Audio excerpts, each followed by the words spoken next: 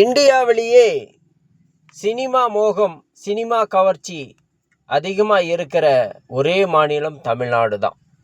சினிமாக்காரன் பின்னாடி போய் எத்தனை பேர் இன்னும் உயிரை விட போகிறீங்க?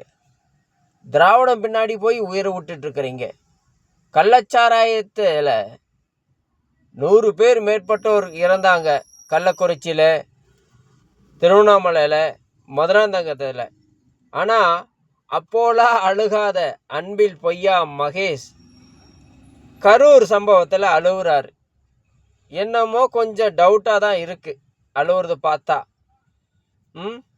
செந்தில் பாலாஜிக்கு இது ஏதோ உள்ள லைட் ஆஃப் பண்ணி பண்ணுற சமயத்தில் ஆளுக்கு இது இறக்கி விட்டுட்டாரா அப்படிங்கிற மாதிரி ஒரு கோணம் இருக்குது. பல விதத்தில் கோணம் இருக்குது, உண்மையாக சொல்ல முடியாது. ஏனென்றால் பல விதத்தில் நாம் திங்க் பண்ண வேண்டியதாக இருக்குது. இவ்வளோ உயிர் போயிருக்கு.